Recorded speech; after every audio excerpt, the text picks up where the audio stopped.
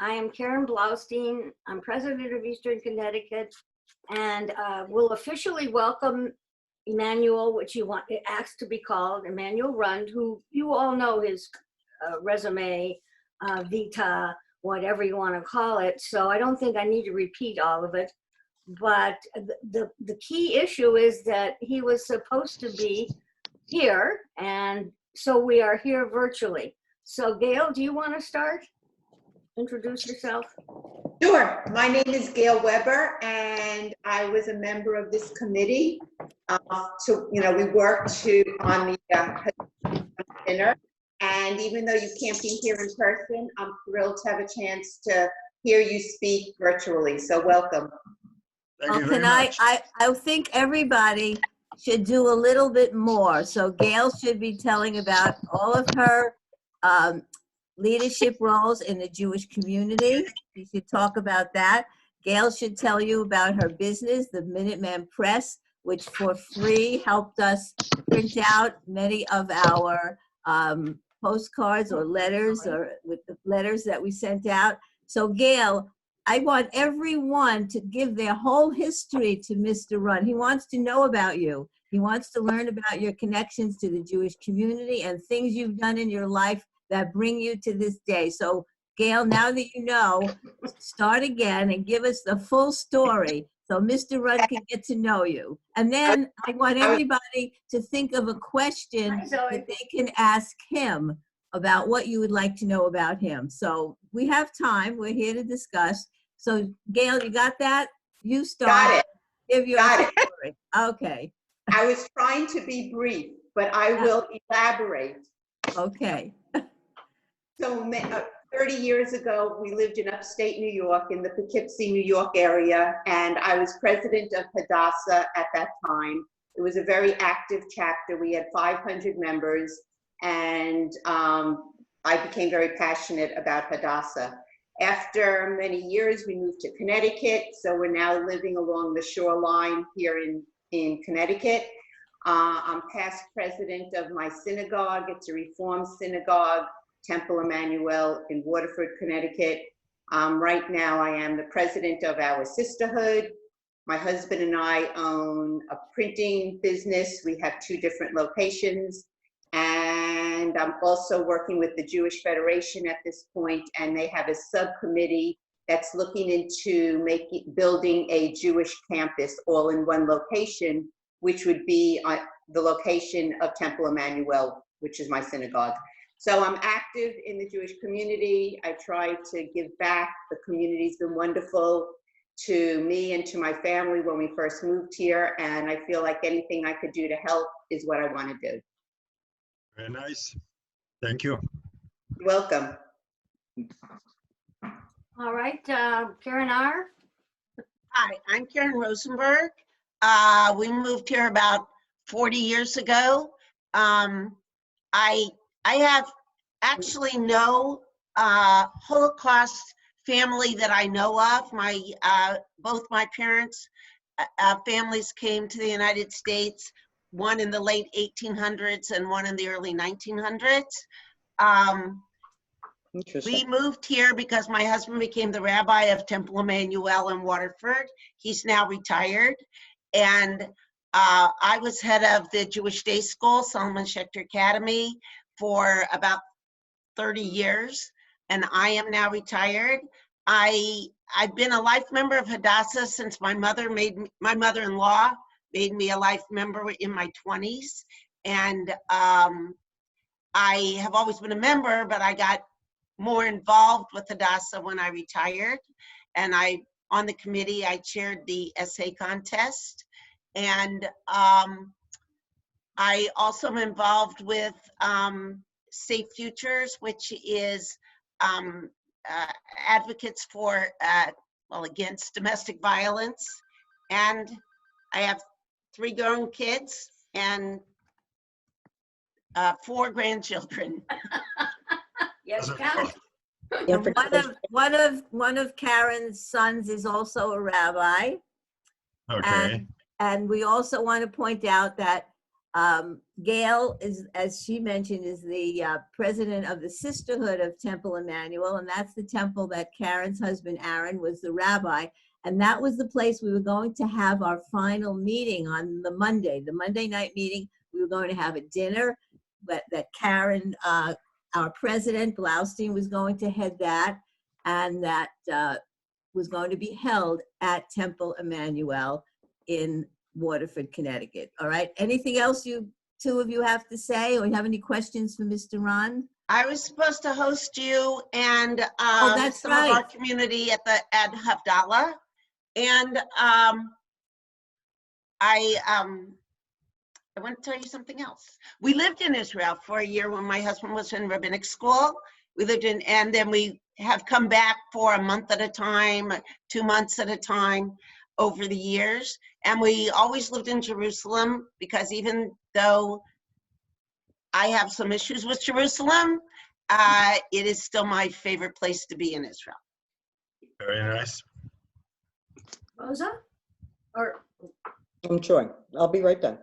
okay, what? So, Sheila. You caught me eating my matzah. Oh, matzah. Okay. Love matzah. While before Rosa speaks, did everybody watch the video that Karen had sent to me yesterday and I sent along to you? Emmanuel, did you see it? Yes, I did. Yeah. Now, I would like your take on it. How many people like that woman have you known in your life who were in the Holocaust and then came to Israel and lived to see their children and grandchildren have good lives in Israel? Well, it's a. Go ahead. No, we're waiting for you now. Go ahead. Oh, okay. I have a relative. His name is Eli Shkedi. He was a commander of the Israeli Air Force. His father, Moshe Mandel, was in Hungary, part of the Bnei Akiva kids, 15-year-olds, who used to go during the war to get the visas from Raoul Wallenberg and jump over the roofs or go under the canalization to bring the visas to the Jewish families so they could leave Hungary. And he got caught on the train to Auschwitz. He jumped off the train. Then he was with the partisans. And so it was a nice story. Yad Vashem made a film about father and son, that the father was a partisan fighting for Jews and helping them with visas. And the son was a commander of the Israeli Air Force for many years and then director of El Al. So that's Mishpoche, that's family of mine. Wow. Similar Well, you to know, the I just so- finished reading a book called Skeletons at the Feast by an author named Chris Bohalian. And the plot concerned someone escaping the train that was on the way to Auschwitz. He jumped off the train and he joined the partisans. So I guess that is something that happened to several people during the war. Yeah, there was one feature film. We made one feature film called The Last Train. It was a story of my aunt, my father's sister. She was in the resistance in Berlin, and she got caught in March 43, put on a train, the last deportation from Berlin, as Himmler made a gift for Hitler for his birthday on April 20th, that Berlin would be Judenrein, no more Jews. So they made an effort and collected still 630 Jews, sent them to Auschwitz. It took 1 week, no food, no water, no sanitation, all packed in the cars. And we made a film called The Last Train, the letzte Zug. You can see it online with the English subtitles. And I was consultant on it. I played as an actor on it, as one of the deportees, and I coached the other actors, and it's called The Last Train. And there were 2 ladies who jumped off the train and joined the resistance and the partisans. And nice film, nice story, real story. Okay, Rosa, are you ready? I think so. Okay. I'm Rosa Drobiarz Goldblatt. My father was a survivor of many work camps. He wound up, his last camp was Allach, when the American Army started to come down the road, and the gates had been thrown open by the Germans who were rushing to get away. And his first encounter was with the Americans. Was on that road. My mother was also in several work camps. She was a young Catholic girl who had been picked up in Poland and wound up somehow in Germany after the war. She never talked about her experiences other than she was about 14 years old when she was picked up and taken to work. And she worked with children. She worked in several work camps with children. She learned Yiddish. She learned a little Yiddish Okay. along. Okay. And they came to this country about 5 years after liberation. They tried to make a life in Germany, but that was very hard. So they wound up coming. My uncle was with them at the time, and my uncle and my mother wound up coming about 6 months before my father did, because he wasn't a farmer and he wasn't a domestic and he didn't have a sponsor, so he had to wait. And he waited. He came in. He was a tinsmith. So Okay. he went to work in the Bethlehem Steel boatyard, and what they were doing was converting the Liberty ships into whatever. I don't know what they were being Right. converted, but that's where he worked. And somewhere along the line, he also had a little side hustle with his friends. They were selling rosary beads, believe it or not. They were making rosary beads, and my father had gone back to Europe and opened up some sort of a conduit to Europe to sell those beads. And they wanted to expand the business. My father wanted to bring his brother in. Somebody else wanted to bring their cousin in. And whoever was one of the partners said, no. So my father said, you don't want me if you don't want my brother. And they wound up buying a farm in northeastern Connecticut, a dairy farm, and made their lives here. They didn't know anything about farming, and the owner of the farm happened to be a Polish Catholic, and he told them that he would stay for a year to teach them all he knew about farming. And that's what he did. That was the agreement. He stayed for a year, and after a year, my parents were on their own with my uncle, and they continued to farm until they sold the farm in the 80s. They worked really hard. There weren't very many dairy farmers who were Jewish. Most of the farmers who came to the area were chicken farmers. Right. Right. So there weren't very many dairy farmers. There were just really a handful of them. And they all really had a very tough life. And it wasn't really until my parents sold some of their land to the state of Connecticut that they felt a little easing. They were able to pay off their mortgages on the farm. They were able to buy some more land to replace the land they sold. Things got a little easier. My father was a lay leader in our Danielson synagogue, which about 10 years ago, a number of us who had grown up in that synagogue, mostly survivors, children of survivors, we brought that synagogue back. We bought it from a synagogue that they had merged with, and we really don't have services on a regular basis, although we have someone who does conduct Friday night services there. There usually isn't a minyan because everybody is so spread out. But we have services on the high holidays, and we can get 60 people, 50, 60 people who come, and it's really fun.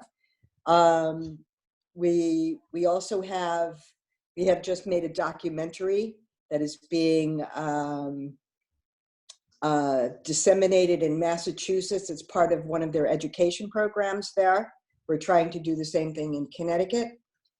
And we have a speakers bureau, which I have participated in. We go and we speak to different schools, groups, whoever wants to hear about the stories. I also have spoken to school groups through the Jewish Federation of Eastern Connecticut, of which I'm an officer also. And I work full time. I'm still working. I'm not retired yet being operative word. And that's my story. Okay, by Tell the about way, your you mother. mentioned- Tell about your mother, My- your mother and her religion. Oh, I did. I said she was born a Catholic, but she converted here in this country. And the person who converted her was a rabbi. I don't remember his name. It's on the ketubah because he also married my parents after she converted. And it turns out that that rabbi was related to Rabbi Geller, who's a long-term rabbi here, the Brothers of Joseph, the Orthodox rabbi.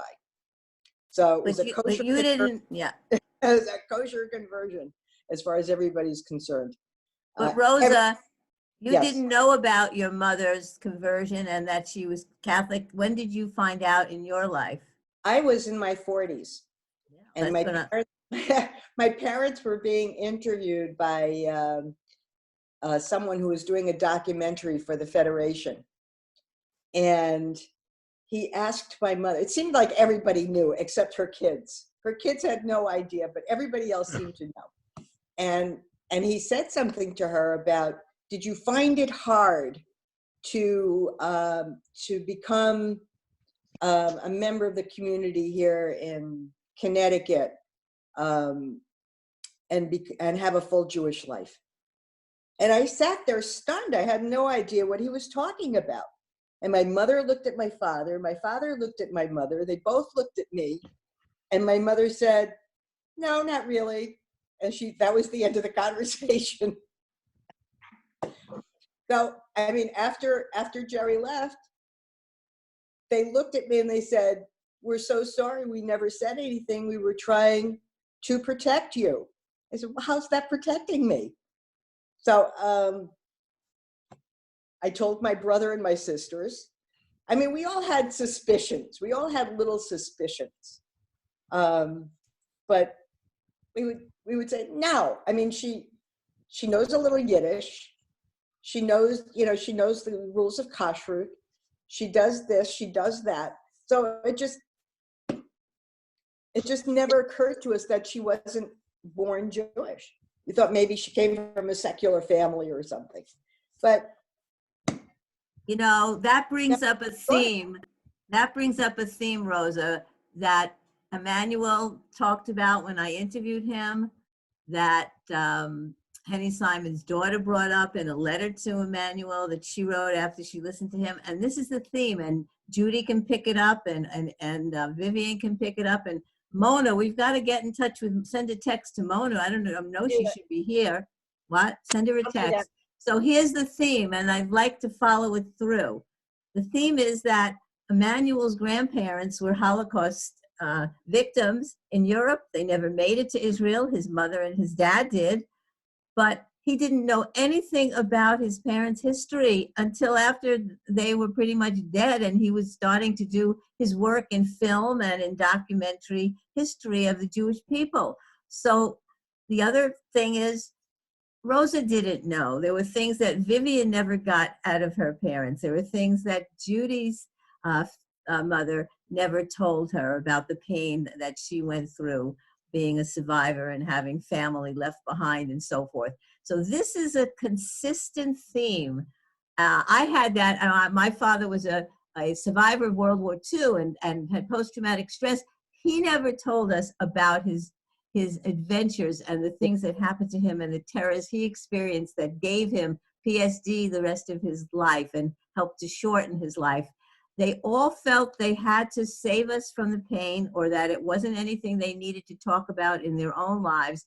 This is a consistent theme that I think I'd like to carry it through as everybody kind of tells their story, because I think it's very, very important.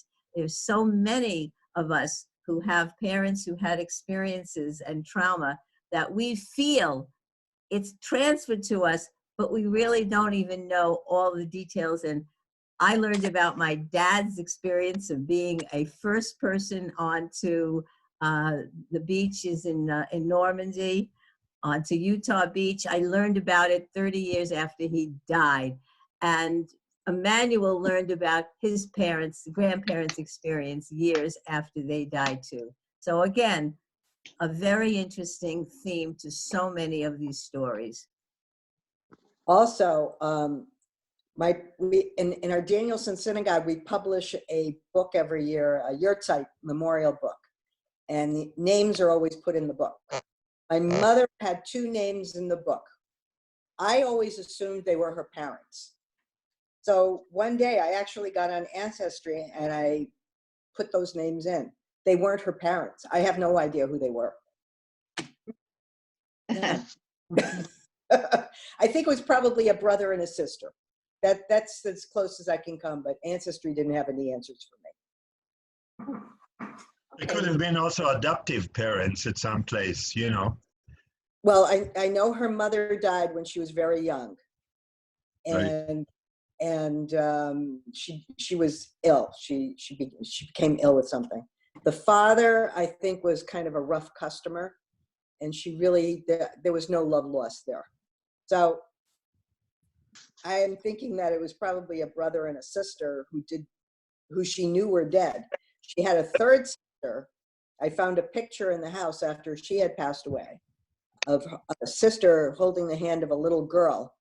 And on the back of it in Polish, it said it was Christina holding the hand of her granddaughter. So that much I know. And then I put her name into the Ancestry, and I got a message like 3 years later that she had passed away in 2012. Yeah. I have family there somewhere. I just haven't had a chance to sit down and do an extensive investigation, or maybe I'm afraid to. Maybe something's holding me back. I don't know. Right. Judith? Yes. I'm Judy Deglin. I moved back to Norwich in 1980. I actually first moved to Norwich the first time in 1950 when I was 6 months old. My parents bought a dairy farm in Norwich. The reason they located here was my mother had cousins who had already settled here. My parents were both born in Germany. They were sent here as teenagers from separate parts of Germany and met in the United States. Seemed to have been a common scenario for German Jewish families if teenage children were old enough to sort of be on their own and sort of seek some kind of employment or sponsor, that they would send them over as soon as they could. So my father arrived here at, he was 17 with his brother who was 15. They lived with a family of, they were relatives who were educated people. They held my father and uncle to very high standards. My father obviously they had to go to work right away. He worked as a busboy. And as soon as he was able to, he enlisted in the Army. He served in the Army, became a citizen while he was serving in the Army in Spartanburg, North Carolina, a story he loved to share. And he was actually in the second or third wave at D-Day, probably, crossing paths somehow with Sheila's dad, and was wounded shortly thereafter. And during the remainder of his time in the Army, he helped interrogate German prisoners of war. His experience in the Army left him with PTSD that he only admitted to very late in life. It was actually one of the reasons that they moved to the country, because it was recommended that he live in a peaceful place.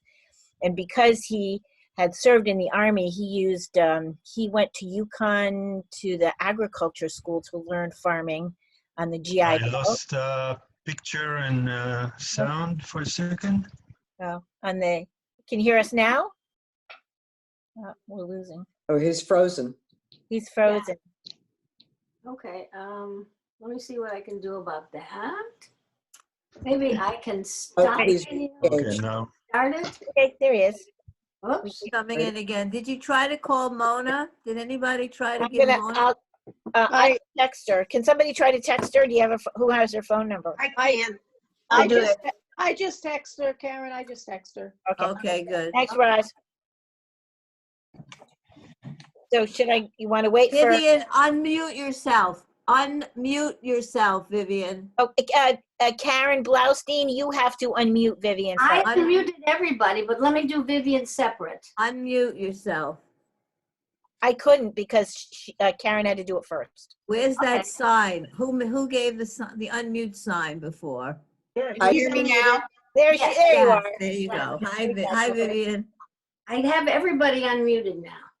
Are you back, Emmanuel? Are you back? Yes, I'm back. Okay. Yeah. Okay, good. So All right, Okay. where did Judy, what did you not hear of Judy's discussion? Just the end of it, that after D-Day and, you know. okay. So after when we moved to when they bought the farm, he attended, and we moved here. My dad attended UConn, this College of Agriculture, so he could learn more about farming. It was a small, like Rose's farm operation, it was a small farm, 30 head of milkers at the most. And I have 3 brothers and sisters. My mother came from a different part of Germany. She was sent here when she was 16, following a sister who had arrived here the year before. They were immediately put to work as nannies and domestics in several households where they worked. My parents met on the Thursday bus. On Thursday, you could ride the bus all day for a nickel in New York, and there were a lot of young German people just like themselves, left families behind, and that's where they met. We moved to Connecticut. I attended Orthodox Hebrew school as a child, conservative Hebrew school as an older child, and as an adult, I belonged to a Reform congregation. I'm a life member of Hadassah, as was my mom and my daughters. I am a retired pharmacist. As a pharmacist, I work mostly as a technical writer, but I also work primarily with a local hospice as their consultant pharmacist. I was a co-author of a drug guide for nurses for many years.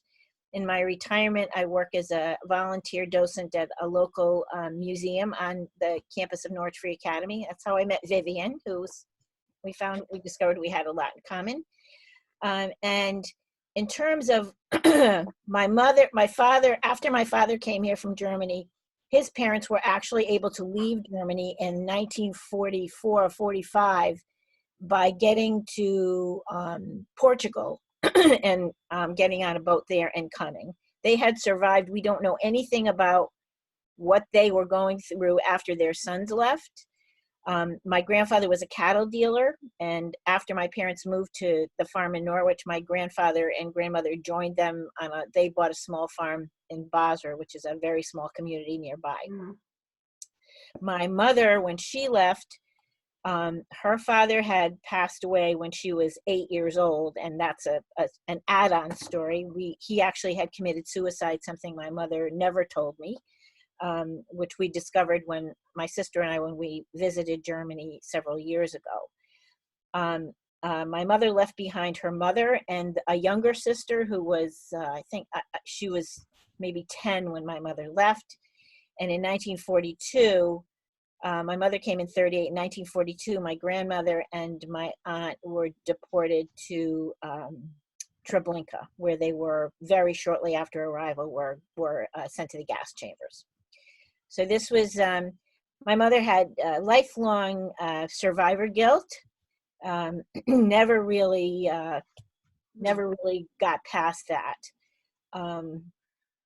My dad was in a different place because his parents came over here, and he sort of had that sort of, nuclear family kind of thing for some time. I don't know what else I could tell you.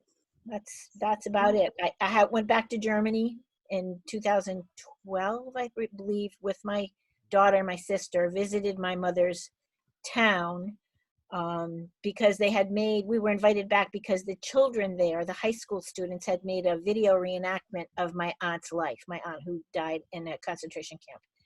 So it was a very emotional trip. My mother never was able to convey, I mean, there are parts of Germany is really a beautiful country. And we never really got a feeling for that part of it, the part of it of my mother's life before the Holocaust. My dad had a very happy childhood in Germany before Hitler came to power. He had lots of ridiculous stories about hijinks that he and his brother got into. So different, sort of different experience. One takeaway for me is when I was growing up as a child, I never met another child who lived in a household like mine. And that was, I think, something that was, some families seemed more likely to make that happen, to stay together with similar people. My family made a huge effort to sort of, they didn't want us to, know anything about any of that. So when I finally got to high school and met the person who shared the double desk in French class was very similar background to Rosa, and we got to talking, and it was like oddly like looking in a mirror. So it brought up a lot of issues. I guess Susan's next on my screen. So Sue? Oh, hi, I'm Susan Larinsky. I was originally from Philadelphia. I came here as a student teacher for the hearing impaired, was offered a job, so I stayed, and the rest was history. As I say, I've been a life member of Hadassah for about 35 years. I've been everything from a financial secretary to a co-president and everything in between. My parents met after World War II. They both were served in World War II. My father was first in the Army, and he had gotten through basic training and was going to be shipped out. His father died. He was the only surviving son, so they discharged him for 6 months. And then after the 6 months, he met with heads of all the branches, and the Navy took him. And he served aboard a destroyer in the Pacific till the end of World War II. My mother was a WAC and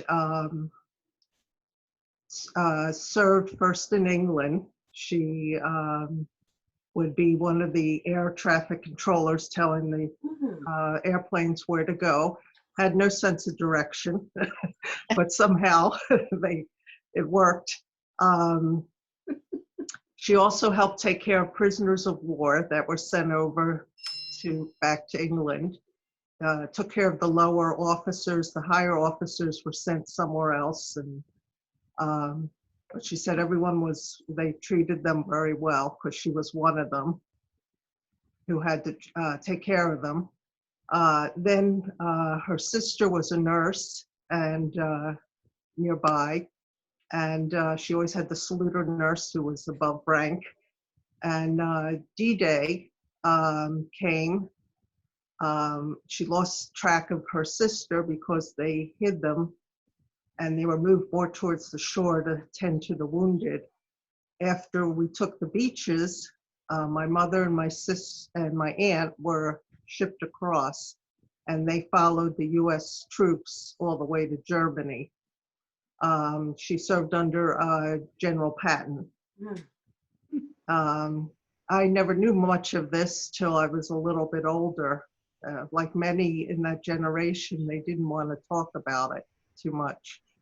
And actually, it was more when my sons were older that my father opened up more about it, and I learned more of his experiences there. I've been active in Hadassah all through the years. It's a passion of mine. I've 4 children, 3 grandchildren, and I also have horses. So that's my my life story. Nice, very nice. Vivian?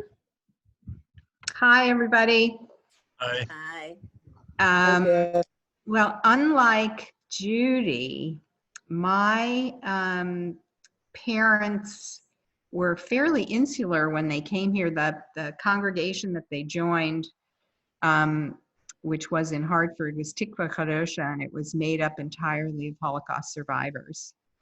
So really the only exposure I had to kids whose parents weren't survivors really was in public school. And I was a pretty big kid before I realized that other adults besides teachers didn't speak with an accent like my parents did, and all of my Sunday school friends' parents and all of my relatives of my parents' age. But in any case, my dad was born in Cologne, my mother in Boynton. And my dad was sent to Palestine with his brother when they were 14 and about 16, respectively. So in about 1935. And they were there until after the war. So they worked on a kibbutz, picking oranges, and had a pretty idyllic life while everything was falling apart at home and in Europe. And my grandfather on my paternal side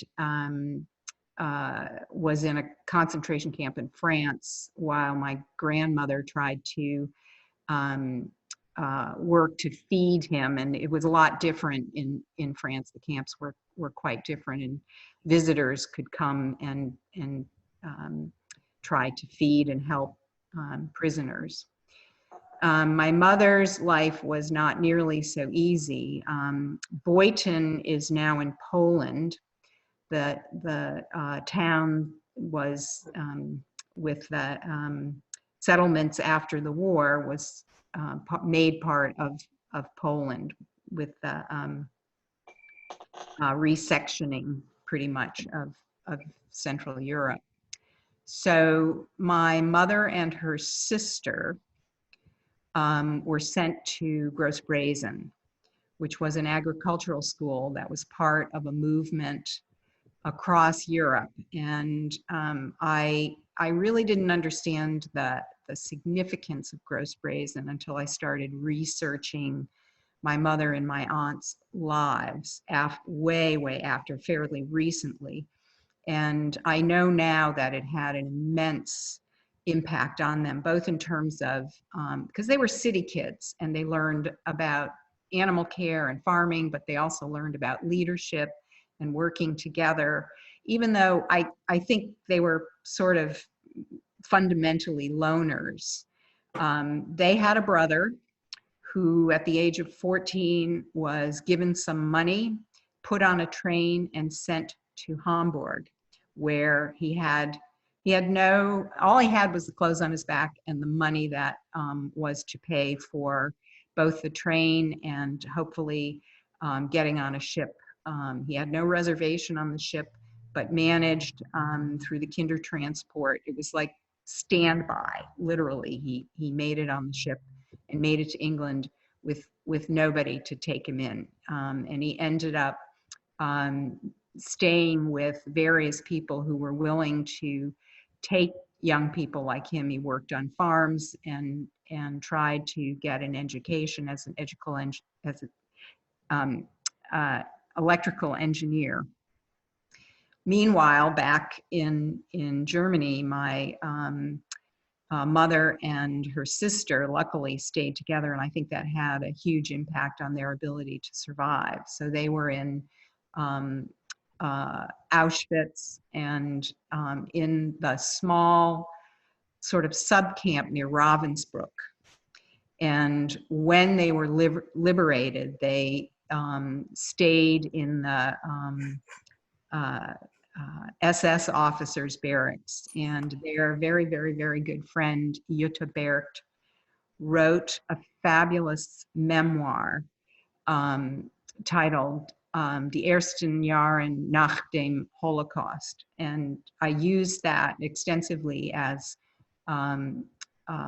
material that helped me understand both my mother's and my aunt's history immediately following the war, because Jutta wrote about her friends and what happened to them, and they were quite amazingly brave. Of course, they were very, very young, and maybe even though every day they thought they might die, I think they also felt they were somewhat invincible and had nothing to lose. So, for example, when the Nazis fled the camps, they apparently locked the prisoners in the barracks, and initially the prisoners were convinced that they were just going to be blown up.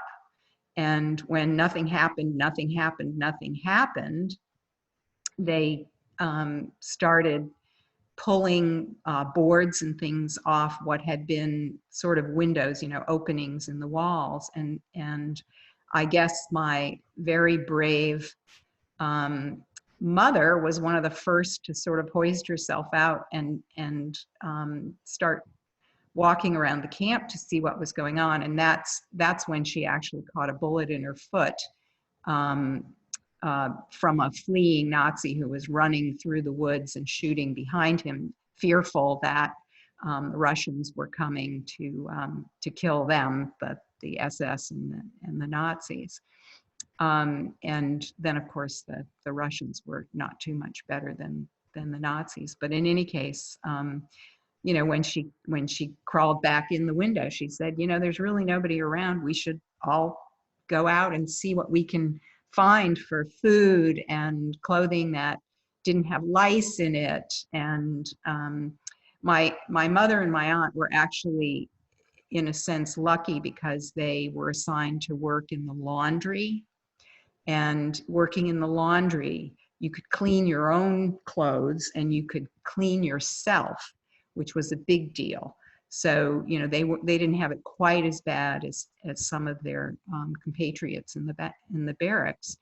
But it occurred to them to move to the officers' quarters and wait for help. And eventually, they did start moving into the town. And the stories that Jutta tells are just fascinating. They just went into people's homes, and in some cases the people were there and they were so afraid of the concentration camp survivors, because they were convinced that the survivors were now going to retaliate, which when you think about it would have been a sensible thing to do. Yeah. But instead, all they wanted was food and decent clothing and some blankets. And in some cases, the people in the village just gave it to them, and in other cases, the survivors just took it, and the villagers didn't retaliate, just let them take it and let them leave. And there was, complete chaos. Money was useless. People were taking things like chickens and trying to kill the chickens so they could eat them, and running around looking for anything that was edible or useful. So the story of their release was really just amazing, and so many twists and turns. And my mother ended up at the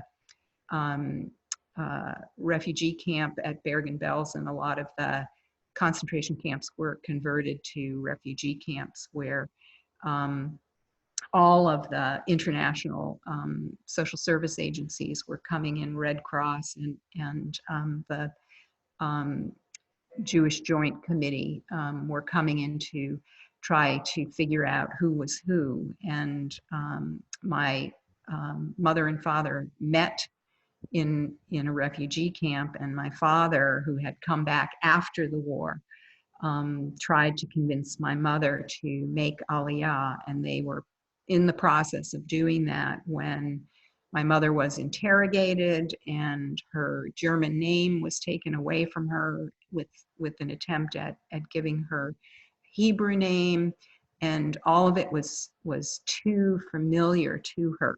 It seemed to her that it was similar controlling issues that obviously were the tactics of the SS. And you can sort of understand the Israelis, or those hoping to make Israel, were concerned about infiltration by Nazis. And there was such suspicion and paranoia. And so my mother finally said, no, I'm not going there.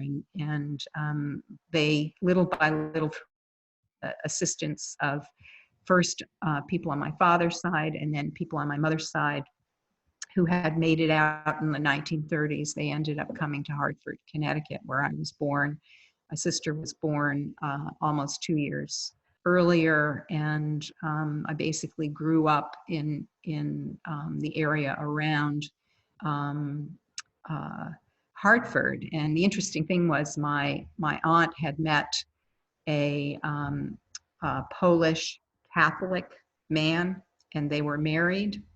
And none of the Jewish services would help them come to the US because they were intermarried, and none of the Catholic service organizations would help for the same reason. And so they ended up going to New Zealand. And once my parents had established citizenship in the US, they sponsored my aunt and uncle who came to the US. And then they, the two couples, together with my parents' children, us, my aunt and uncle had no children. They bought a farm in East Windsor, again, the same sort of theme here. And the farm was an estate that turns out is very important historically, not only to Connecticut, but to US history, and it had two houses on it. So my aunt and uncle lived in one house and we lived in the other. And that's how my childhood was, along with a brother who came much, much later, and really as a child never knew any other house other than that house in East Windsor. So my mother, unfortunately, didn't live a long life. At the age of 53, she had ovarian cancer. Then she had another cancer a few years later, and she ended up taking her life. And since then, I've learned a lot about her struggles with suicidal ideation and some of that same survivor guilt. So, sorry, I have a hard time talking about that. Anyway, that's sort of the end of that story. Thank you. Roz? Hi, I'm Roz Etra. My mother's family lived in Russia. In the early 1920s, they tried to get into the United States and they couldn't. So in 1925, my mother was 4, they managed to get into Canada. Her sister actually sang and performed in the Yiddish theater in Montreal. Oh, cool. And they said that those were the best days of her life there. They then came to New York. My mother was a teenager. And then they went out to the country because at that time they said, oh, go to the country and breathe the fresh air. So my mother's family became chicken farmers. My father's family came from New York via Europe way back when, and they settled in a small town called Lebanon, which is not far from Norwich, where we're at now, in 1913. So that's when the Himmelstein farm first started. My father was born there, right in the house in 1919. Later on, obviously they met. It was at Hadassah meeting, by the way, and they got married. And yeah, so I'm a Jewish farmer, just like Judy and Rosa and Vivian. We always kept a kosher home. Very few families, but we always had a shul. The farmers led the minions, anywhere from the chicken farmers to the cow dealers, everything. Way back when, before I was around, you could not even drive your horses past the Himmelstein farm on Saturday. To this day, and my brother now, well, plants vegetables. He will not go into the fields on Saturday. we grew up happy, you know. We maybe we were sheltered a little bit. Later on, I'm a retired music educator. I taught in the public schools. I wear many hats in the community. I belong to Beth Jacobs Synagogue, and I was going to be your host with Rabbi Julius. We were going to have our big Shabbos Friday night dinner and Saturday morning Kiddush, and hopefully we'll get to do that soon. Besides active at the synagogue, the Federation, Rotary throughout the state. I sit on the Hadassah state boards, local boards, and you know, Yiddish and Jewish and being part of the community has always been part of my life. I guess I had a good role model in my mother. Yes, Karen. Klezmention. Okay, I do have a klezmer band. We perform, you know, all over, and hopefully you'll get to hear us when you come to the States and in Connecticut here. My mother taught at the Hebrew Day School, an Orthodox Jewish school that some of our friends right here, my mother was their teachers, and my kids did go to the Solomon Schechter Academy afterwards. I have a daughter in Philadelphia and in New Jersey, both active in at that time in Camp Ramah. They in the United Synagogue. My daughter went to Israel on the not birthright, through the Taglit, Nefesh Benefesh, Taglit. No. right. No, just you know, for the youth groups. The youth groups. Well, Tiglit is one of the groups that goes through the birthright. group. My Nefesh- younger Nefesh- daughter went there through Camp Ramah. My husband's family, my father-in-law was a retired cantor. And my husband actually did study for a month at the conservative yeshiva, maybe about 10 years ago. And yeah, what can I say? We're part of the community, and you know, we're looking forward for more good times together. Is Carol there? Who's iPad 3? Are you there? I think that's Carol. I texted her and asked her if she to come on, and she's on because I am? she's there. Where are you, Carol? We don't see you. We hear you. You hear me? Yeah. I Yeah, hear gotta you. turn Can on we the get your, audio. I can mean, we the get your video? Oh, okay. So maybe Try that's your video. There you are. Hi. There you are. Okay. Okay. So Carol, sit up a little bit and tell us your story. Tell Emanuel. Emanuel, this is Carol Perlin, another member of Okay. our committee, and she was a president of Hadassah for several years. And Okay. Carol, why don't you tell your story now? Okay. So- came to Norwich about 40 years ago to get married, and my husband's family were from Germany. Actually, his grandfather was a physician who had studied at the University of Heidelberg. And they left Königsberg and actually went into hiding for a year and then came to the United States. But they were unable to get into the United States and went to Cuba for a year. So just being a part of that family and learning the history was amazing to me. And Norwich was a small Jewish community that was very welcoming. I got involved, I did a full conversion, 3 years of study, the mix of the whole thing. And then I got involved with Hadassah, and Hadassah really became my surrogate family. So I like to stay involved in the community, both the medical community and the Jewish community. And was so looking forward to you coming to share some of your great stories and spend a little time with you. So that's my story. I'm close friends with Sheila. We do a lot of things together. And I was, part of this on the essay contest and also working with Karen Rosenberg.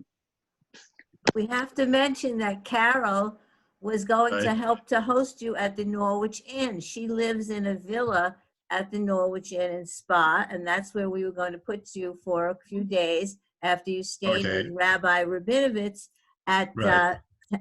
Beth Jacobs Synagogue. Okay. A couple of other things. Vivian, that was lovely. I hope that you're okay, and your emotion is Covered, thank you. is understandable. But we didn't, Emmanuel, couple of things. Judy said that she's a docent at an art museum. Well, Vivian did not tell you, and I want her to talk about this a little more. She is the Okay. director of the Slater Memorial Museum in Norwich. It's a beautiful Oh, museum okay. right on the campus of Norwich Free Academy, which is a public, well, it's a private academy, but the public schools of Norwich use it for their high school. And it's a very Okay. well-recognized school in Connecticut. So I did an interview of Vivian at all about the Slater Memorial Museum, which is now on the Facebook page of Channel 14. It's going to be on the air, and everyone can watch it by going to Facebook Channel 14 Norwich. It just came out yesterday. We recorded it about a week ago, and I think it's very, very good. So, Manuel, you can learn all about this wonderful museum, and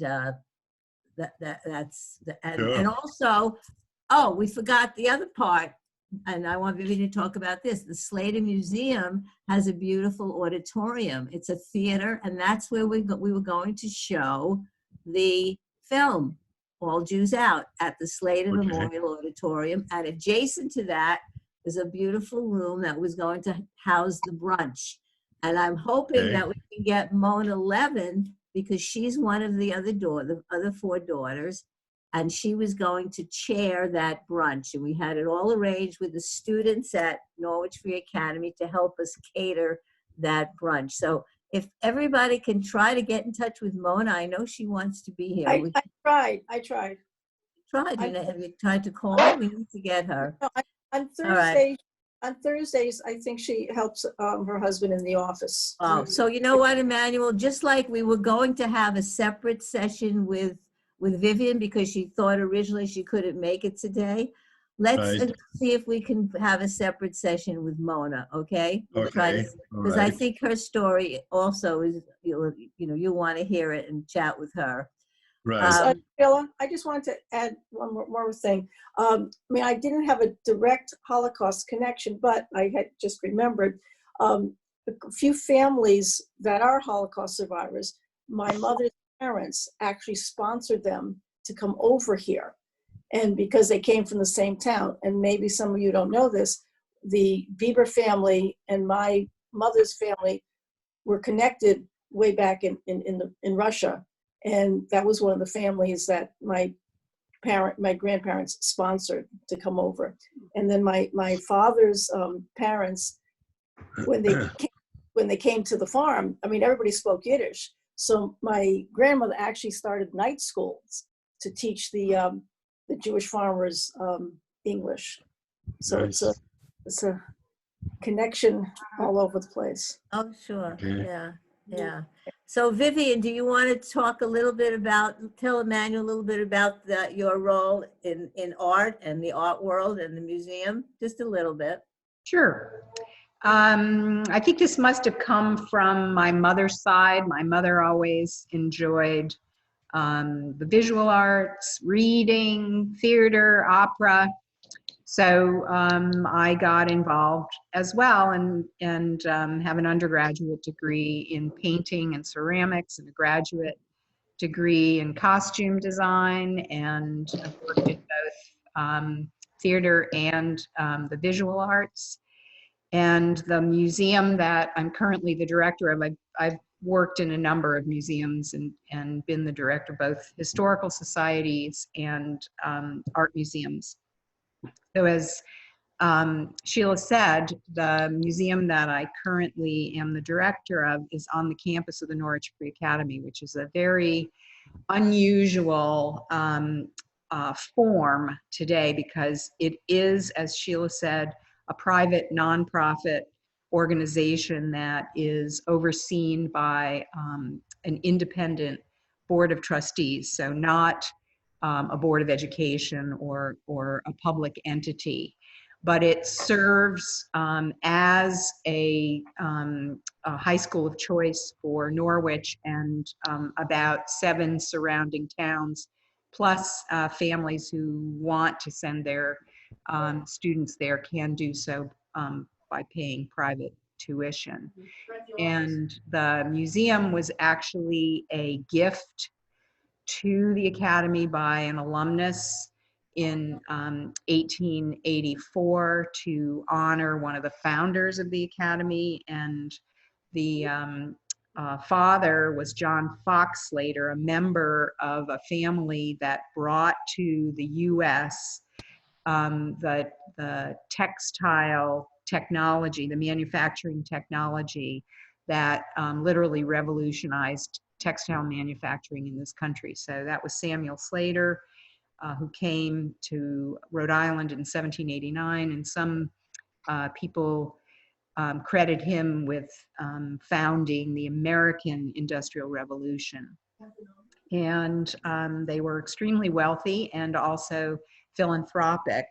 And when the family moved west from Rhode Island into Connecticut, they established ever larger and more mills, plus some would argue paternalistic mill villages. They sort of managed the lives of their mill workers. And William Slater graduated from the Norwich Free Academy in 1875. And the Academy was founded in 1854. So one of the ways he wanted to honor his father was establishing the Slater Memorial, which served as sort of an athenaeum for the community. So as Sheila said, there's an auditorium on the first floor, classrooms below grade, and the museum occupies 2 levels above the auditorium, and started with a collection of plaster casts of the ancient Greek and Roman marbles and bronzes, which was a very common phenomenon, mostly in European universities, and slowly came to the US. And little by little, the museum expanded to collect artwork and artifacts that represent Connecticut, and in particular Norwich history and Norwich arts. Beautiful. As I made many films about the Holocaust, but I also made 25 films about the arts. One of them played in 53 countries. I'm working currently about a film about 3 Russian Jewish painters from Vitebsk, where Chagall was born. Yep. And one of them even painted Chagall. And I'm making a film about what do these 3 Russian Jewish painters have in common with Chagall. And I was at Hadassah when Chagall's windows were installed in the 60s. So I had connection even to Chagall. But as far as arts, 25 films. But I was also one of the very, very few lucky people called lucky stars in New York City that I had entree to Andy Warhol factory anytime I wanted, and I was filming them, photographing. So I got to know Andy Warhol, and I was lecturing also about him and the environment and all the beautiful guests who used to come there. Yeah, and so I was also commissioned by the New York State Commissions on the Arts to make film about abstract art in America. And the film, I made a portraits of 9 artists, was shown in China. When we, the US, had started relations with China, there was an art exhibit exchange between New York and Shanghai. So my film about abstract art in America was playing there nonstop on a loop and on Chinese television. So in one evening, I had 1 billion, potential viewers to my film about the arts. And yeah, and I'm also a photographer. I used to have lots of photography exhibits.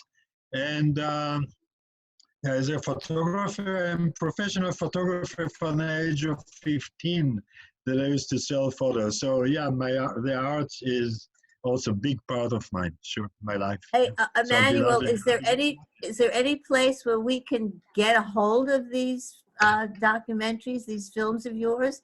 Is there any way we can watch them? Can you send any of them to us? I have your film, All Jews Out. I bought that from the Brandeis Film Institute. We were Here's going Right. to play that. Here's Oh, Mona. here's Mona. Oh, wonderful. Mona's here. But hi, Emmanuel was just telling us how many, because Vivian, as the director of the Slater Art Museum, was talking about her background. And Emmanuel has done many documentaries and films on abstract art. He knew Andy Warhol. And I was just asking, is there any place where we can get to see those films, Emmanuel?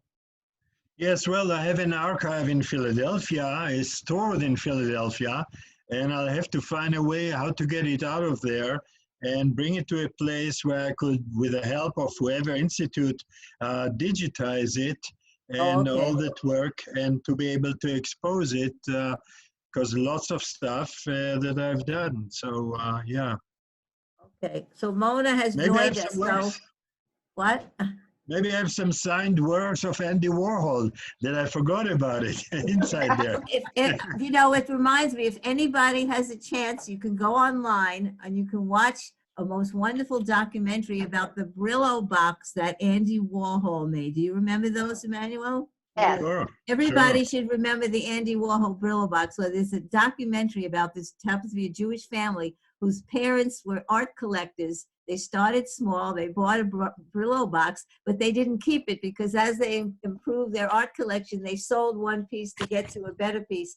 And it tells all about the trajectory, what happened to that one Brillo box years later and how it sold at Sotheby's for I don't know how many millions. But it's a fascinating story of a Jewish family, Vivian, you would love it, who were interested in art and got a hold of this Brillo box. They covered it with like a plexiglass and used it almost like a coffee table. So it was very authentic and it never got dirty. And what's more, since they knew the dealer who was with Warhol, the father art collector, knew the dealer, he got one of the only signatures of Andy Warhol on the Brillo box.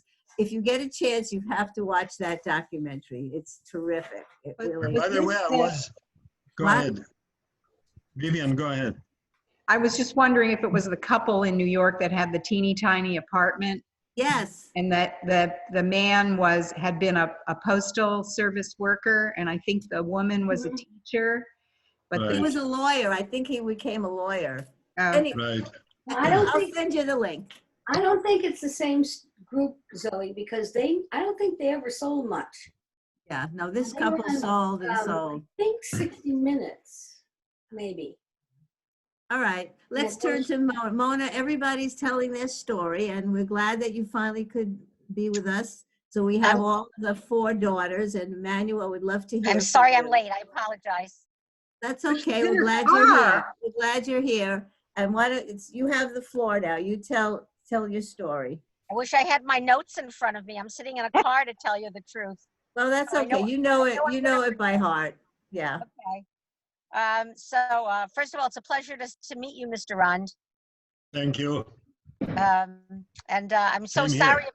I'm so sorry about what happened, that you weren't able to come, but I hope in the future you will be able to come.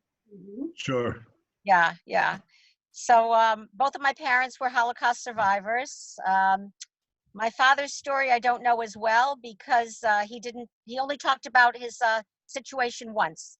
So I have a little bit of information and a lot more on my mother, thank goodness. My mother actually went and spoke to high school students when she got into her 50s. So I have much more, and she lived longer, so I have more information from her. But my father was born in Poland, in Witesław, Poland, and lived on a farm. And he was taken at the age of, let me think for a second. Let me see, 45 he was taken. He was born in 10, so he was 35 years old. He was home at first with his father died when he was 8 years old, so he was the one that took care of his family and left school at the age of 8 to work and take care of his family. Eventually, he and his family were put into a ghetto. And from there, he and his brother were taken. When my father was 35, his brother was a little bit younger. And they were taken to Skarzesko, Kamiena, which is one of the camps, a labor camp. And he was there for a while. And then his job there was to, and I hope I'm not getting confused. I wish I had my information in front of me. But his job there, I believe, was to move gunpowder, basically, from one place to another. Yeah, I think it was that. And eventually he went to another camp. I'm forgetting, to be honest with you, but then he went to Buchenwald, where he was liberated by the Americans. He and his brother, and his brother and he survived the whole time. One of the stories that I'm very proud of is that my father saved his brother's life at one point. My father's brother, my uncle, got very sick. And so my father did his job and his brother's job and sold his pants and his boots, gave them to, not sold for money, of course, but to be able to survive. Gave his pants and his boots to one of the guards, and was able to and hid my brother, and was able to work. And that's how my uncle survived. And again, he and his brother were liberated. My mother, I know her story much better, as I said. My mother was 19 years old when she was taken from her home. She was taken to a factory to make clothes for the army. And she did that for about a year, give or take. And then from there, she was taken to Auschwitz. And she worked in the Farben, in the IG Farben plant, working in the munitions factory. And she was there until the death march. And she was on the death march. And during that time, in about January, she and two other women decided that they were going to try to escape the death march because they kind of felt like they had nothing to lose. And they were able to escape, and they hid. Well, first they went to different houses where they were taken in. Apparently they were wearing regular clothes because, as opposed to the uniforms, because the Red Cross had come to the factory to check on them, or had come to the camp to check on them. So she was wearing regular clothes, and that's how they were able to sort of pose as Germans, which is what they did. They would go to houses and say that they were Germans fleeing the Russians. And they went from house to house, taken in by 2 or 3 different families, either for food or to stay overnight. And then they hid at night, and they went from place to place. And then eventually they found a farmhouse that was empty, and they stayed there for several weeks. And then they woke up one day and heard Russian speaking outside the door, outside the window. And they walked outside, and there were white flags, and the Russians said that they were safe. And they wanted my mother and the other 2 girls to come with them. But my mother had heard stories about the Germans basically taking advantage of women. So they were afraid to go with the Russians. So You mean the Russians? I'm sorry? You meant the Russians or the Germans? The You meant Russians, yes, I'm sorry, the Russians. Yes, Right. the Russians. And so they just kept going back towards their hometown. My mother was from Sosnowiec, and they started walking, and then a combination of trolley cars, that sort of thing. And eventually, my mother was able to get back to her hometown. She actually found a couple that she knew, and she was taken in by them while she was waiting, hopefully, for some of her family to come back. She had 8 brothers and sisters and a mother. Her father actually had died before the war, and no one ever came back. And so my mother said that she went back to her home, and there was a Polish woman living there, and the Polish woman was very afraid that my mother was coming back to take some of her things or to take back Take the house. the apartment, the house, yeah. And so the woman quickly said that she had paid her family, my mother's family, for all the things. One of her brothers, she found out, had tried to hide his daughter with a Polish couple, and he was paying this couple to take care of his daughter. And once he was captured and the payment stopped, they turned the little girl over to the Nazis. My mother was the only survivor of her entire family. She had cousins that actually found her. One of the stories I forgot to tell you when she was in Auschwitz was that she was told that her sister was there. One of her older sisters. My mother was the youngest daughter, and the second youngest of the children. And she was able to see her sister for one night before her sister was taken to be killed. Her sister had said that the Nazis had written down her number that day, and she got to spend one night with her sister before she was taken away and killed. There's a lot more to the story that I'm probably not telling you, that I wish I could, but I don't have all the information in front of me. But that's sort of a general sort of synopsis of my mother's life. They went back, my mother and father, well, before they were married, they both ended up back at the DP camp in Landsberg. And they were 10 years apart in age. So they didn't really know each other, but their families had known each other because they were both from the same location. They lived in the same place, the same town. So they saw each other, and I think, sort of names were traded basically, and they recognized the names, and they ended up getting married actually there in the DP camp. My uncle also got married in the DP camp and had a child actually in the DP camp. And my parents, through Hadassah, were taken on the ship, the General Hersey. They came to New Orleans, actually. They had an opportunity to go to Israel, but my father did not want to go to Israel because he said that he was afraid that, Israel was a brand new country at that point, and he was just, or becoming a brand new country, and he was afraid to go. He said, I've just left one war, I don't want to go into another one. So he was afraid to go there. And they had an opportunity to go to several different places, but my uncle had left the DP camp prior to my parents, and he had settled in Providence, Rhode Island. So that's why they ended up in Providence, Rhode Island. By the way, okay. By the way, the Jews of Sosnowiec are very organized, together with the Jews of Oświęcim and Będzin. It's 3 towns in Poland. They were connected. I have also some family from there, and I'm also connected with that organization where your mother came from, Sosnowiec. And, Really? And by the way, in the Landsberg DP camp, next to it was based a very famous person. His name was Johnny Cash. After the war, as a GI. Really? I'm in contact with his family.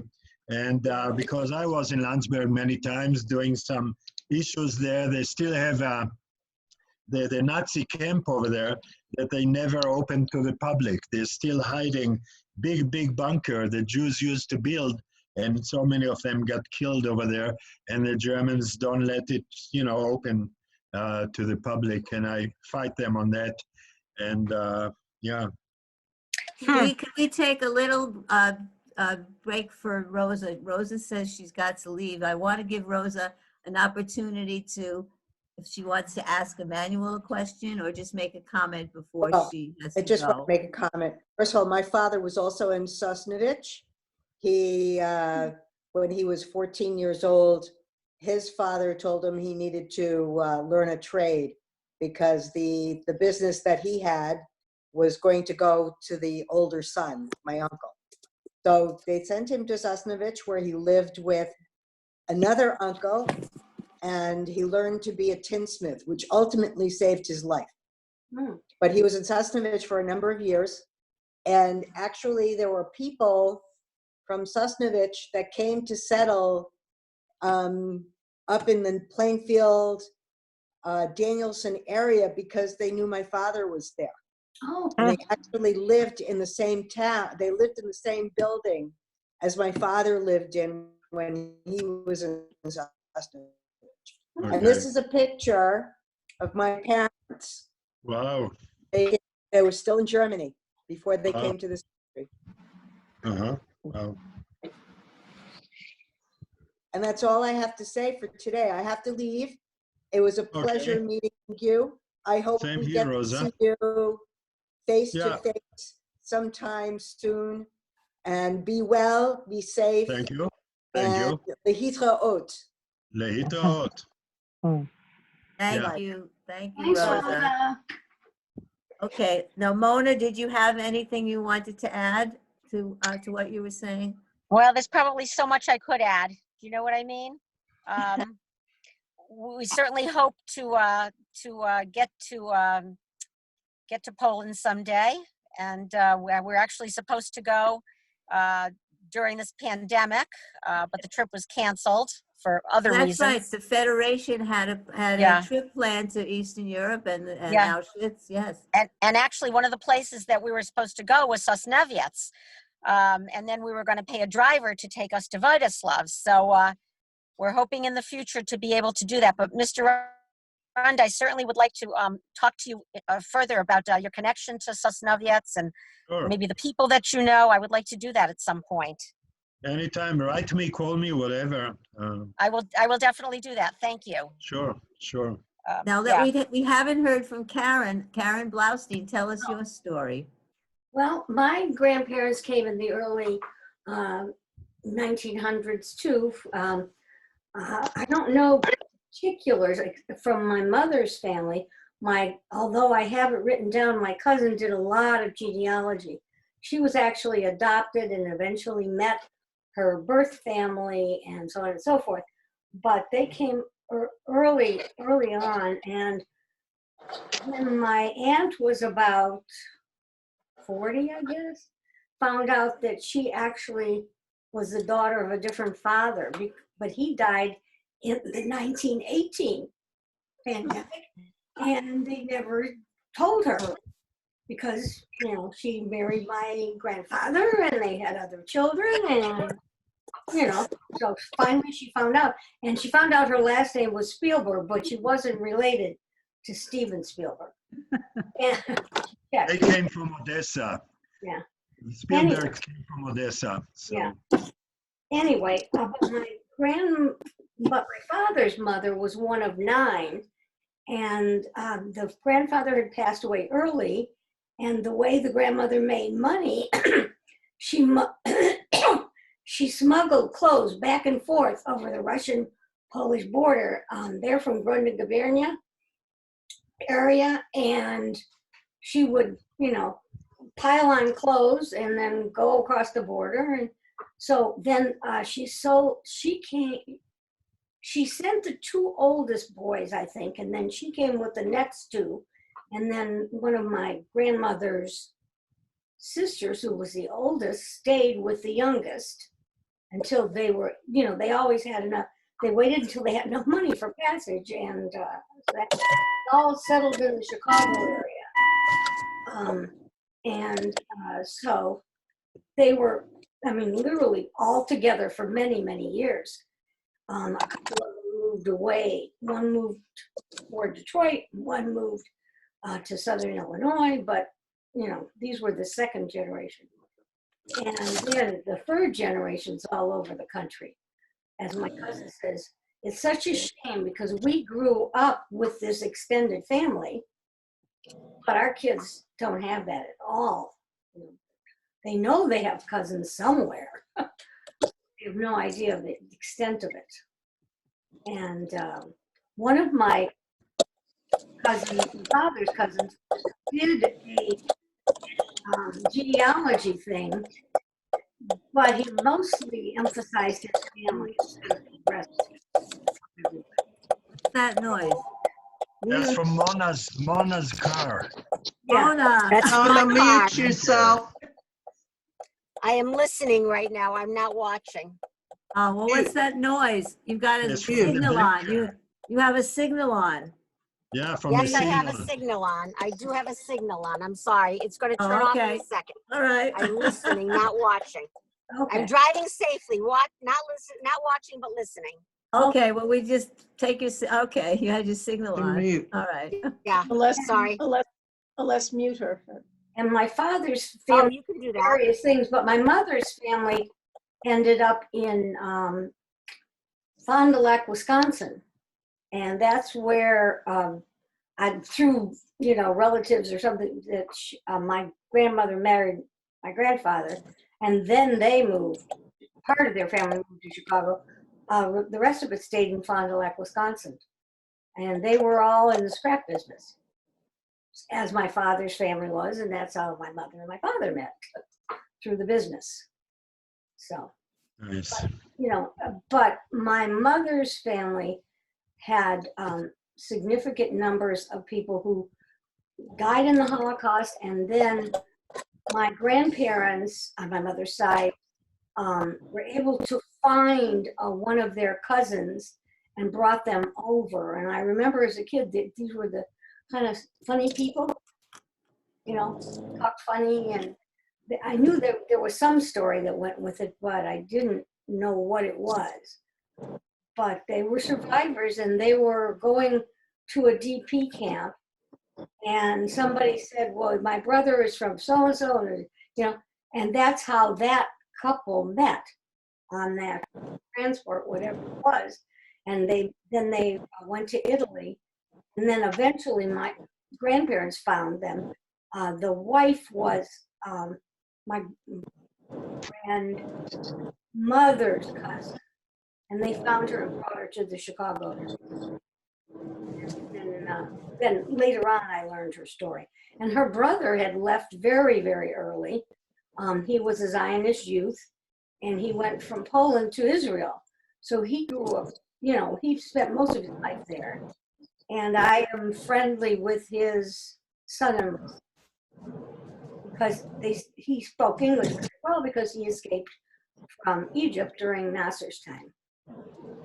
Long stories, but they live in Renana and Jerusalem. You've traveled all around the country with your husband, who is a doctor in the service, isn't that right?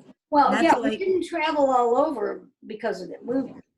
He had several positions, shall we say. And the story I tell is, he says that we would stop moving once he found out what he wanted to do when he grew up. And I guess it's retire. So, we're not moving.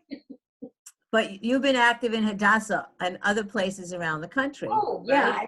Well, my mother says I used to be in the kitchen, when I was a kid, because that's what women did. But I've been in Hadassah in Illinois.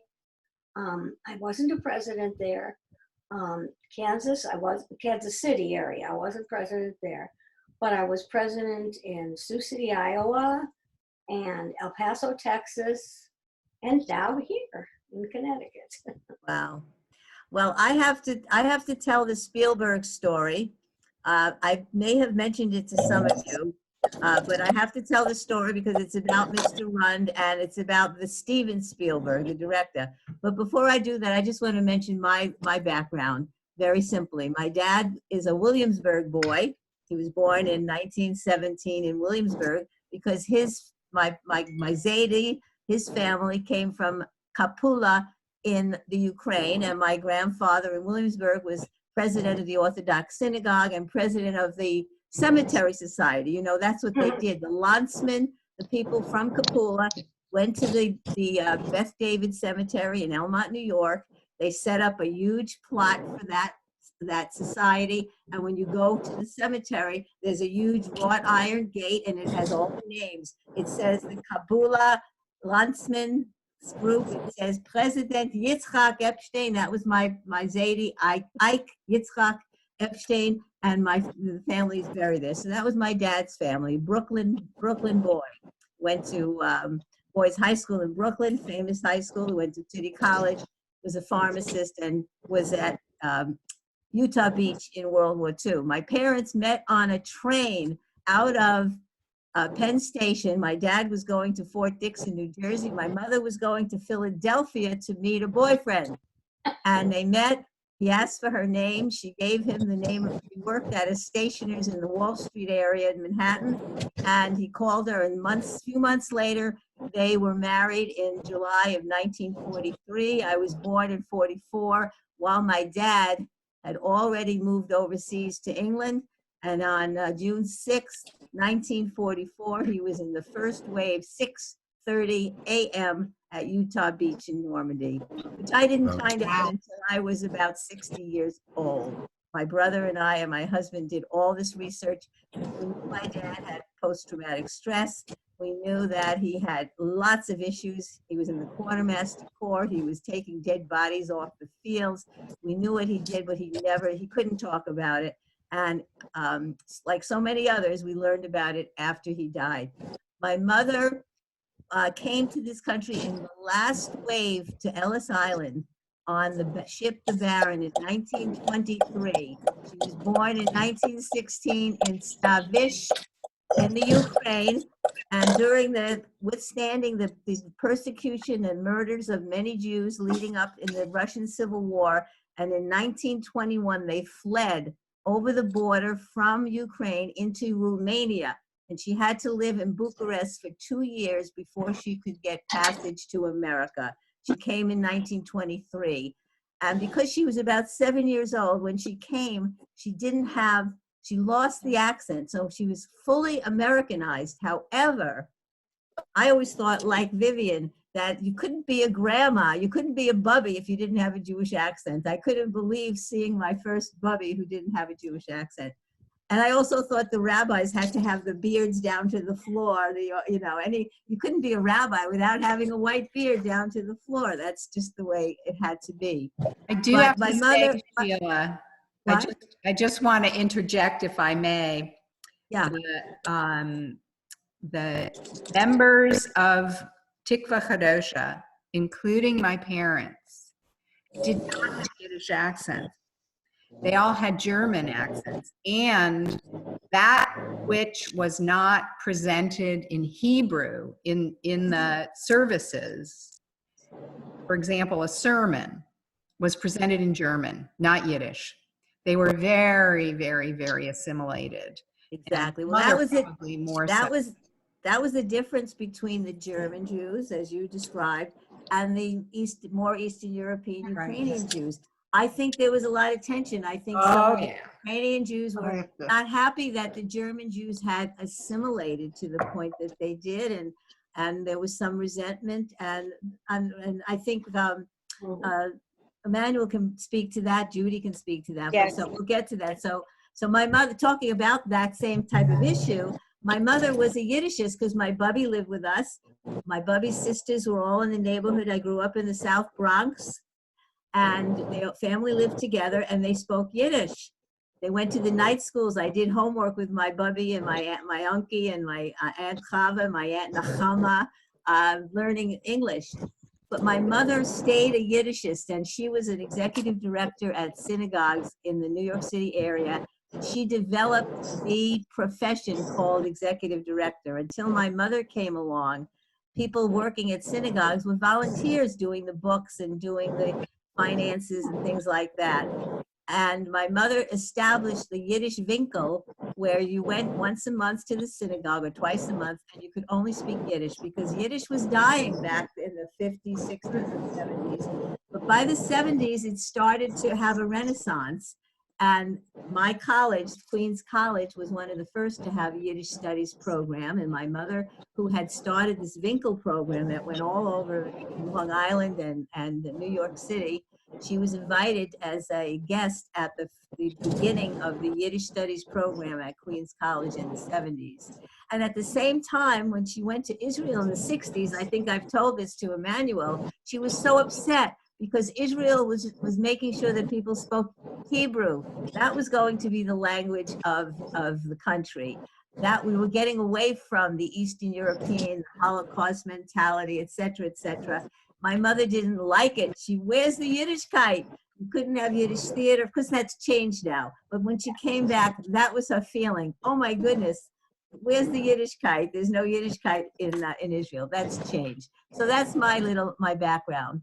A little aside, my Yes. daughter-in-law did one of the summer programs at the Yiddish Book Center. And one of her best friends, who wasn't Jewish then, but is now, that's where she met him.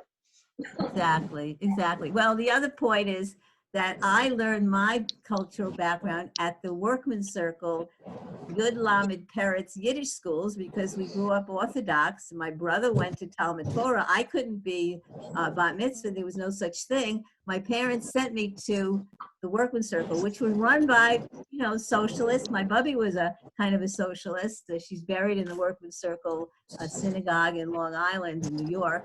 But my uncle and my Zaidi, my mother's uncle, who was like a grandfather to us because my mother's father died in Russia when she was 2 years old, they were very unhappy that I was taking the subway down to 14th Street in Manhattan to my middle school, Yiddish school, because I was writing on Shabbos, I was riding on the subway. They were unhappy, but I had the best education in the world at the Workman's Circle Yiddish schools. We did Hebrew, we did Yiddish, we studied all the different forms of Yiddish religions, and it was a great education.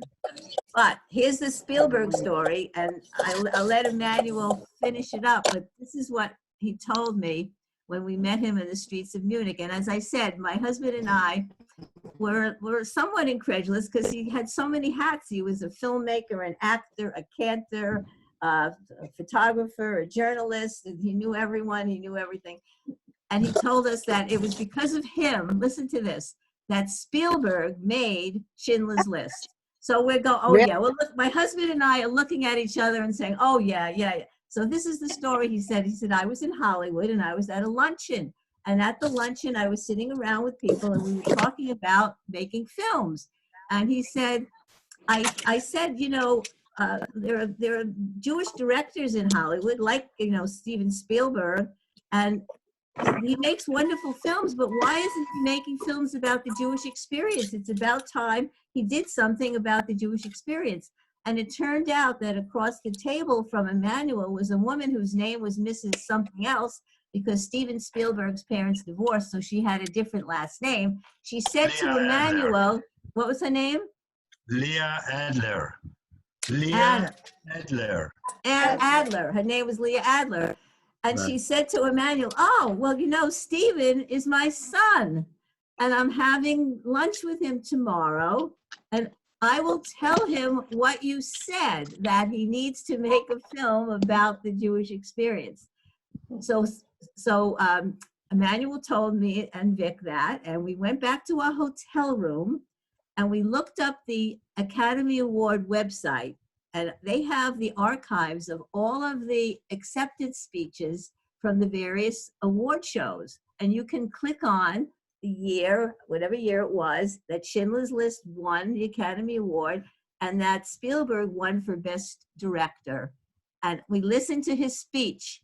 And the very last thing he said, or one of the very last things he said was, and I have to, most of all, thank my mother, because she told me I had to make this film. So that was the connection. So we listened to that night and we said, oh my, everything that Mr. Rund told us was true. We looked up all of his information. It's in the Internet Movie Database and so forth. Do you want to add to that story, Emanuel? No, basically that I felt doing what I had to do. And then I was together with Spielberg. We went for Bnei Brit Youth Organization. We went to Berlin together and we did some things over there. And I met his whole family, not only his mother, also his sisters, and close to the family. So I was glad that I managed to do, because Schindler's List was a milestone. And by the way, as I served as a rabbi cantor in Germany in 15 of my own communities over there, I also worked, served in Augsburg. And in Augsburg, one of the Jews in my community, in my synagogue, was Mitek Pemper. he was the secretary of Schindler in that time. And so he told me lots of things, and we spent time. So I have lots of connections to Spielberg and to Schindler. So it's lots of different connections. I just wanted to add here something maybe for that it might be interesting dealing with arts that may be interesting for Vivian or for anybody with arts. As my films used to play in the Munich Film Festival, I knew somebody who ran the festival over there. Sometimes I went over to visit her, to have some coffee. And once I left her apartment, and there's across the hall another apartment, a very short man came out. And when I just greeted him, hello in German, he kind of looked at me and he ran away. And I wondered, what did I do to him? Then once I saw him on the street, and again, I didn't know him. I just said hello. I say hello to many people. And again, he looked at me and he ran away. I found out later that I was 10 yards away from the collection of 1,700, the most expensive works of art that he collected in his apartment. And that was Mr. Gerlit. And I was 10 yards away from his apartment where he kept all those 1,700s. Had I known that who this man is and what he has, I just break the door and just do something. And I spoke about it lately at the Israel Museum. I spoke about some things, and that issue came also. Wow. Yeah. Wow. Wow. Yeah. Well, I think everyone should go around and if you have a question for Mr. Rund, or if Emanuel has a question for us, we should do that as we kind of wrap up. So let's go around and Sheila? Gail? Yes. Yeah, I gotta get off my, Oh, okay, I can't get reception here at all. Oh, well, we hear you. Do you want to say some final words? I've enjoyed this so much, learned a lot. And as I was thinking about with my mother being in the war, her sister actually helped at the concentration camps. She was a nurse. And I don't know which camp it was. I mean, the liberation, when the camps Yeah. were liberated, she went in. Yeah, Yes. was the question. Okay. So anyhow, I really enjoyed it. Okay, great. Okay. Thanks. See you later, Sue. Okay, Roz? bye. Bye. Bye. I was just saying goodbye to Sue, but no further. Bye, Roz. Bye. No further questions, except I hope to entertain you when you come here, or I can get my accordion out right now too. So That's Roz. That accordion goes everywhere. I wanted to add that I forgot to mention that my father's town in Germany, he was from Rexingen. Many of them left and formed a kibbutz in Israel. Shavet Zion. Right. Some of them are my relatives from Rexingen and Shavet Zion. Family upped, and I used to spend there every summer. The summer camp I used to spend there. So I met all of those Rexingen. And when my film, that entered the Oscars, All Jews Out, I filmed in that area of Rexingen, in Göppingen, Stuttgart. And so I've been a lot of time. And I screened my films many times in Rexingen and lectured a lot over there. Lovely people. Yes, yes. You know, Emanuel, you told me a story about how when you were going up for the Oscars for All Jews Out, you screened the film and you were there with a lot of the Oscar judges. Talk about that. It's a very moving story. Yeah, the rules of the Oscars, you have to screen your film in 3 movie theaters for 3 weeks all over Los Angeles. And once I started screening, it was sold out. It was so many people inside. And when the film ran, I could hear them crying, sobbing, many of them. And of course, some of those members of the Academy were Holocaust survivors themselves, or they had families. And so at the end of my speech, after the screening, many of them came to me and gave me their business cards and cried on my shoulders and say, "Thank you, Emanuel, for speaking for us. And here's my business card. Please, let's have lunch or dinner. I have to talk to you." So it was holy for me. So I called all of them and met them. And and it was a very touching experience. Actually, that's how I came to Leah Adler, mother of Spielberg, to find out that this tiny lady of 60 pounds were the mother of this genius.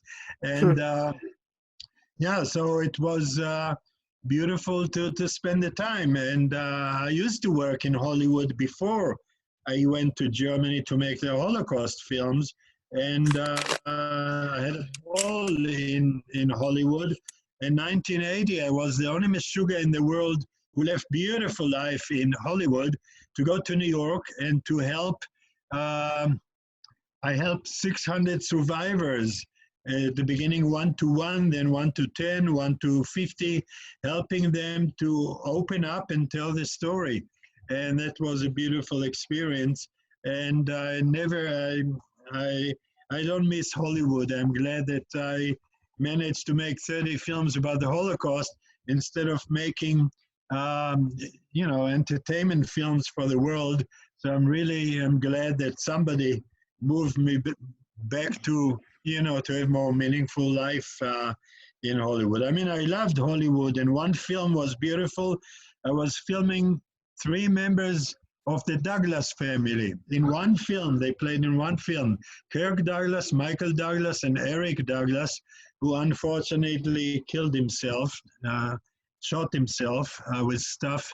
And but we had a ball. We told lots of Jewish stories. I still owe Michael Douglas a script on Second World War that I never delivered yet. But if something, I'll do it. I see him from time to time in America. And And we just lost Kirk. Kirk Douglas just died a little while ago, right? He was right. He was over 100 years old. Yeah, about 103, and he still studied with the rabbi since 30 years, and he was many times in Israel. He shot a number of films in Israel from the 50s and on, and a lovely person, really lovely. I was proud of him, to discover that he was a Jew, Mr. Danilovitz, and Chaim Danilovitz, Kirk Douglas. I was always proud in America for all those people I discovered they're actually Jews, and a lot in Hollywood. Always looking at the end of the credit list to see who was working on it, our people, Well, I'm chauvinist a bit, Jewish chauvinist. Right, we all do that, yeah. Right, Yeah, we don't have things like phone books anymore. I mean, you used to get them when you went to a hotel. The first thing we always did is look in the phone book to see how many Epsteins, how many Horvitzes, how many Schwartzes, and see who was there and what it was like, what the community was like. Yeah. That's natural. And Gail wants to Let's go around, Gail. Yeah, let's go around, Gail. Okay, I need to sign off. This was wonderful. The stories were so moving. Both my parents were born in the United States, so when I hear these stories, it's just, it really touches my heart. Both my parents are still alive also, which I don't know if anyone else has that experience who's on right now. Oh, you're lucky. Dad's 93, my mom's 91, my mother-in-law is 90. So, and everyone was born in the United States. So hearing these stories gives me, just touches my heart. Thank you so much for organizing this. Thank you, Mr. Rund, Professor Rund, for being here. And I hope to meet you in person one day, very soon. So I have something else going on at 12, so I'll see you all very soon. Thank you. I do as well. See you, Gail. I have to. Yeah. You bet. Gail's going to be on a program, Emanuel, in America, maybe in Israel too. They must play Mahjong, right? They play Mahjong in Israel? Sure. Right? They must? Yeah. Yeah, so I do, and one of my interview shows next week, Gail's going to be on, Carol's going to be on, some other friends. We're going to do a show on Mahjong. So Okay. stay tuned. And Carol did a show, which I think you saw, on Holocaust literature, which was very, very Right. lovely. Right. Yeah, All I right. saw it. Yeah. Okay, I So Karen who are we R. going to? Karen. Karen R. Karen Karen R. R. Yeah, Oh. Karen. I don't really have a question. I was curious. So where did you grow up? I grew up in a place called Jerusalem, and I'm writing a book about it, and I'm preparing a documentary film about my Jerusalem, and 1946 to 1972, what I went through and how God was always there for me to survive all kind of situations that I should have gotten killed at the age of 2 days or 2 years or later on. And so I always pray to God that he, was there for me. And yeah, and my father died when I was 10, and so I had to help my mother. And so from the age of 10, I started working, did babysitter. Then from the age of 9, I was school photographer. At the age of 15, I became professional photographer through school. I still, shot photos, sold photos to Israeli magazines. And then at the age of 16, I was a photojournalist. I also have written essays. And I was also age of 16, I was parliamentarian reporter for Hadassah newspaper. I would go to the Knesset, sit in the sittings, write down, then go to Strauss Street at night in the evening and sit down on the teleprinter and print it, send it to Tel Aviv to the editorial, and it will come the next day. So 16, I was already parliamentarian reporter, and also at the age of 16, I escaped the class. I went to the schoolyard and I ordered a transistor radio because we had the Eichmann trial in Israel, 1961, and I had to hear it. So I ordered the transistor radio, actually from Germany, and sitting in the yard. Then I decided, what the heck? I should go there. Why should I listen to radio? I went to the Eichmann trial. At the age of 16, I was sitting there and had a chance to meet Hannah Arendt twice. I consulted her about the German Jews in Israel. She wanted to know. And yeah, so I was at the Eichmann trial. Later, I was at the Demianuk trial. And in my film, in my Oscar film, I was filming a lady. She was the part of the Nazi headquarters of Theresienstadt. And among the others, VIP Nazis over there, a German woman, she was the mistress of Adolf Eichmann whenever he came to send thousands of Jews to Auschwitz. And she appeared in my film, so that there was a close circle with Eichmann. Yeah, and so I've done, and as a young man, I was among those who started the Israeli television at the age of 22. And yeah, then I worked in America for Israeli television.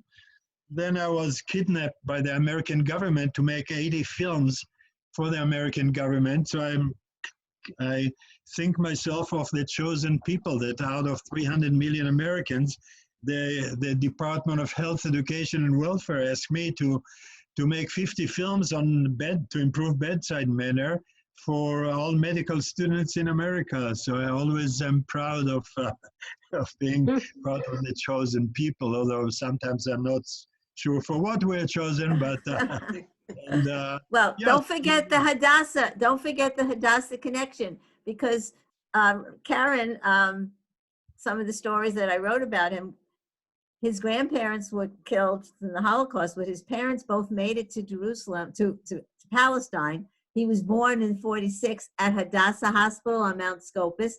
And he told me his mother died at Hadassah Hospital. Right. Probably at Ein Kerem. And now he just told us that he was there when Chagall installed the right. The Chagall, windows. Yes, Yeah. the windows. So Right. those Yeah. he has so many Hadassah connections. It's fantastic. Yeah. And I worked on a film on young Judea. Shachar means dawn. Yeah, I knew many of the Hadassah professors personally in Jerusalem. It was a small shtetl, you know. And yeah, and I speak a lot about Hadassah. And yeah, and I was a guard in the army. I was a guard of Mount Scopus when it was an enclave that the Jordanians were trying to pick up. And yeah, so I was in that. It was a very secret unit in the army that we used to go there and make sure that we keep the mountain. Yeah, so many connections to Hadassah. And yeah, so I lecture about it sometimes to Hadassah women. Okay, Thank you.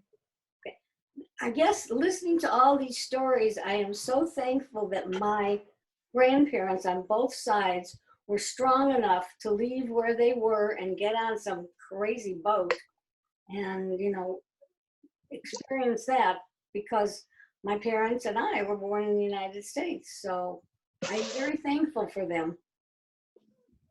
Yeah, you should.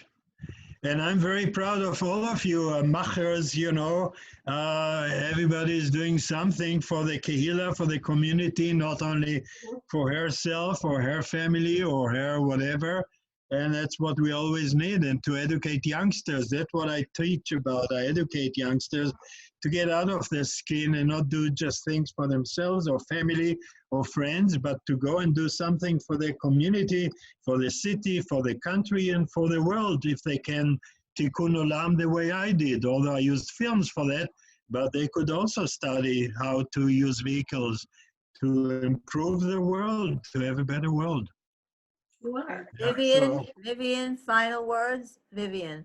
No, I've enjoyed this immensely. I'm really glad I was able to participate and hear everything that everyone said, and especially Dr. Rund.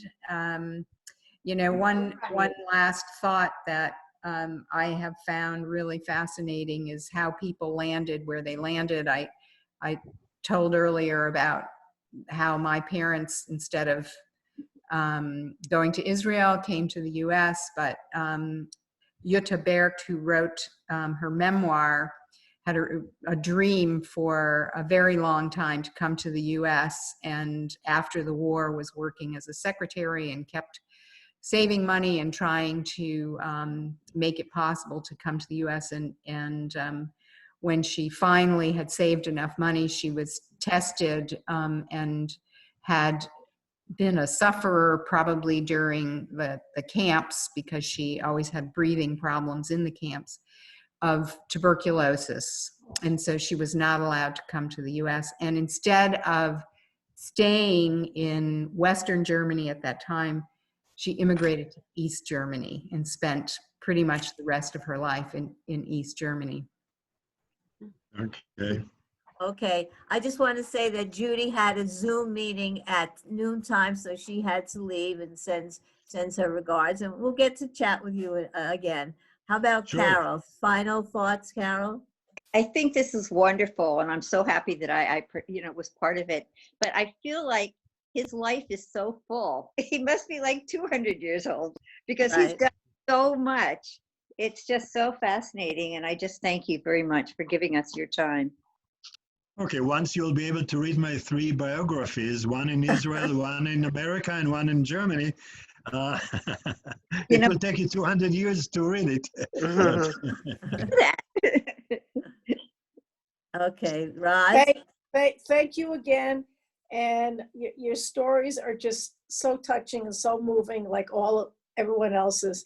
And I could listen to you for more hours, but we don't want to take up so much of your time. But thank you from all of us. So I'll have a kumsitz when I come over, and we'll sit on the kumsitz. Oh, of course. And we don't, without any masks, no masks, 2 feet apart, no masks. Right. Mona. All right, Mona, your final thoughts? Well, I just wanted to make sure that Dr. Rund knew that I'm very proud of the fact that our Jewish Federation has a program called Encountering Survivors. And I don't know if you talked about that at all, He Sheila. knows about it, yeah. Okay, Right. okay. But you, So, yeah, yeah, so a number of us, you talked about the younger generation knowing about this, and I think that's the key, is that it's important that now that there are very few survivors, that children of survivors are going out and talking to students about the Holocaust to make sure that they know about it, that they understand the scope of the Holocaust, and that they can pass on, hopefully, the information to other people who maybe don't know so much about it. And I think that's the key. that's why in Mr. Rund's film, All Jews Out, that's why he made it was so important to him to bring German young people over to Israel to see Yad Vashem and to be some of the interrogators asking the questions, interviewing the people in the film so that they would learn and bring that back to Germany. Very important. And And Roz is gonna take us out with a Alechem. Shalom Alechem. Shalom, shalom, thank Muchas you. gracias. Thank you very much. Dankeschön. I'm All not right. sure where the Pleasure meeting recording you. will end up, but I think it will be on our Hadassah's Facebook. Maura's putting the one from last night on, and then I'll send her this one. She's got company, so I'll give her a day. And thank you, Karen and Sheila, for organizing it, as you do all those great things. And yeah, Shalom, Okay. Litra. Shalom, and everybody, Shalom. everybody be well, and we'll see you all soon. Bye. see you. Bye. Bye. Bye.